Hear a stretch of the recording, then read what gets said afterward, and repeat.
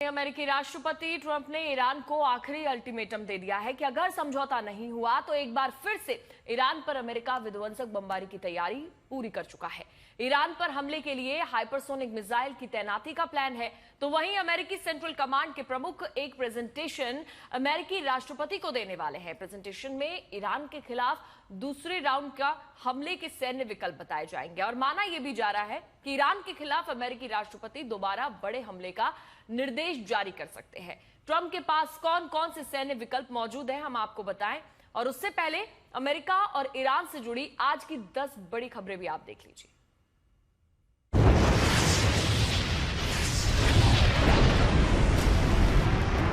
खबर number 1, Bloomberg की report में दावा किया गया है कि ईरान पर विध्वंसक हमले का आदेश दे सकते हैं अमेरिकी राष्ट्रपति। रिपोर्ट के मुताबिक ईरान के खिलाफ सैन्य कार्रवाई के लिए मिडिल ईस्ट में अमेरिका अपनी हाइपरसोनिक मिसाइल तैनात कर सकता है। अमेरिकी सेंट्रल कमांड ने सेना के लंबे समय से अटके हुए डार्क ईगल सिस्टम को मिडिल ईस्ट में भेजने की मांग की है, जिसका मकसद ईरान के बैलिस्टिक मिसाइल लॉन्चरों पर हाइपरसोनिक मिसाइलों से हमला करना है। अगर मंजूरी मिल जाती है तो ये पहली बार होगा जब अमेरिका एक हाइपरसोनिक हथियार प्रणाली मिडिल ईस्ट में तैनात करेगा।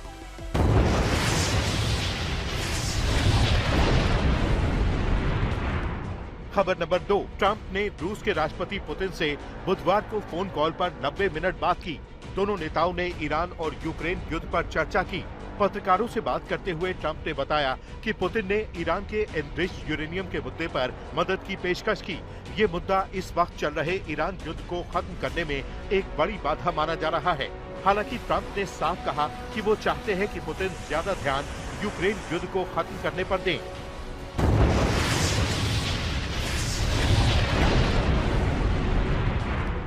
खबर नंबर 3, ईरान के सांसद ने परमाणु प्रोग्राम को लेकर अमेरिका के साथ किसी तरह के समझौते को खारिज किया है। सांसद मानू चेहर मुत्ताकी का कहना है कि अगर ईरान को पहले से ही पता होता कि अमेरिका ईरान के यूरेनियम एनरिचमेंट प्रोग्राम को बंद करवाना चाहता है तो ईरान ने अपनी रणनीति बदल दी होती। मुत्ताकी का दावा है कि अमेरिका के साथ मेज पर बातचीत से कोई आपत्ति नहीं है, लेकिन परमाणु प्रोग्राम और यूरेनियम एनरिचमेंट प्रोग्राम को लेकर चर्चा से ऐतराज है। ईरान का परमाणु प्रोग्राम शांतिपूर्ण मकसद के लिए है, अंतर्राष्ट्रीय कानून के दायरे में है, लिहाजा इस मुद्दे पर बातचीत करने का कोई मतलब नहीं होता।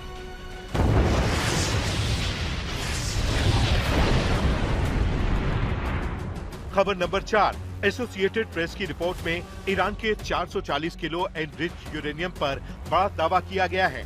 रिपोर्ट के मुताबिक अंतर्राष्ट्रीय परमाणु ऊर्जा एजेंसी की रिपोर्ट में खुलासा हुआ है कि ईरान का एनरिच्ड यूरेनियम इस वक्त भी इस्फहान परमाणु सेंटर में मौजूद है, जिसे पिछले साल के 12 दिन चले युद्ध के दौरान निशाना बनाया गया था। राफेल ग्रोसी के मुताबिक सैटेलाइट से मिली तस्वीरों और खुफिया आकलन से पता चला है कि 440 किलो एनरिच्ड यूरेनियम इस्फहान परमाणु सेंटर में मौजूद है।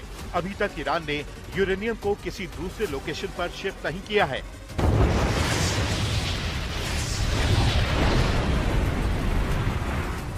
खबर नंबर 5, अमेरिकी राष्ट्रपति ने एक बार फिर सोशल मीडिया पर अपने पोस्ट के जरिए ईरान पर हमले का संकेत दिया है। ट्रंप ने सोशल मीडिया पर एक तस्वीर शेयर की जिसमें लिखा है, तूफान आने वाला है और जो आने वाला है उसे कोई रोक नहीं सकता। इसी तस्वीर को ईरान के लिए ट्रंप की नई धमकी माना जा रहा है।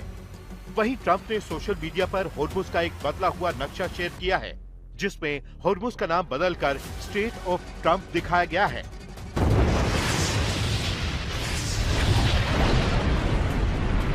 खबर नंबर 6, ईरानी संसद के स्पीकर मोहम्मद गालिबाफ ने अमेरिकी राष्ट्रपति की धमकी पर तंज कसा है। गालिबाफ ने अमेरिकी नाकेबंदी को लेकर एक्स पर एक पोस्ट में कहा, 3 दिन बीत चुके हैं लेकिन कोई भी कुआं नहीं फटा है। हम इस समय सीमा को 30 दिन तक बढ़ा सकते हैं और यहाँ से उस कुएं का लाइव प्रसारण भी कर सकते हैं। इससे पहले ट्रंप ने 26 अप्रैल को ईरान को 3 दिन का अल्टीमेटम देते हुए कहा था कि अगर वे युद्ध विराम समझौते पर राजी नहीं होते हैं तो ईरान की तेल पाइपलाइनें अंदर से फट जाएंगी। ट्रंप ने तर्क दिया था कि नाकेबंदी के चलते ईरान तेल का निर्यात नहीं कर पा रहा है।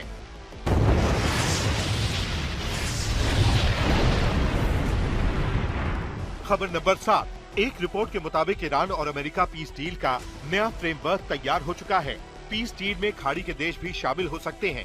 दावे के मुताबिक सऊदी अरब, कतर, कुवैत और ओमान ने मंजूरी दे दी है। फिलहाल यूएई ने इसमें शामिल होने से इनकार किया है। ओमान का कहना है कि ईरानी हमलों से उनके यहाँ सबसे ज्यादा नुकसान हुआ। ईरान के साथ डील में कोई जल्दबाजी नहीं होनी चाहिए। ट्रंप ने ईरान से डील का फ्रेमवर्क गाजा पीस डील की तर्ज पर किया है। इसमें सभी स्टेक होल्डर होंगे।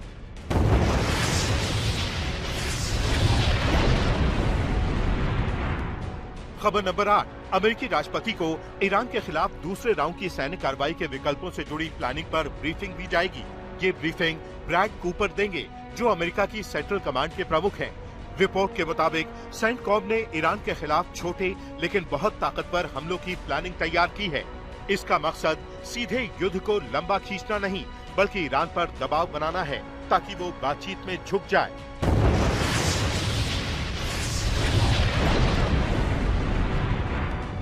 खबर नंबर 9, अमेरिका और ईरान के बीच चल रहे युद्ध पर अब तक करीब 2.37 लाख करोड़ रुपए खर्च हो चुके हैं।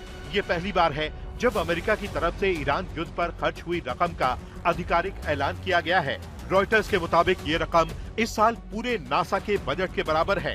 अमेरिका के रक्षा मंत्री पीट हेग्सेथ ने इस खर्च को सही ठहराते हुए कहा है कि अगर इससे ईरान को परमाणु हथियार हासिल करने से रोका जा सकता है तो ये कीमत चुकाना जरूरी है।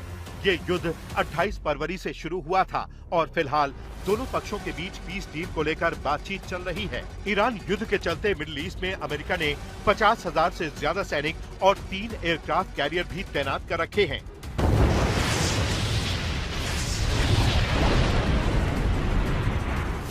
खबर नंबर 10, ईरान की कमर तोड़ने के लिए अमेरिका का एक्शन जारी है। इसी कड़ी में अमेरिका ने ईरान की 45 करोड़ डॉलर की क्रिप्टो करेंसी जब्त की है। अमेरिका के वित्त मंत्री स्कॉट बेसेंट के मुताबिक अमेरिका ने ईरान की करीब 45 करोड़ डॉलर की क्रिप्टो करेंसी जब्त कर ली है।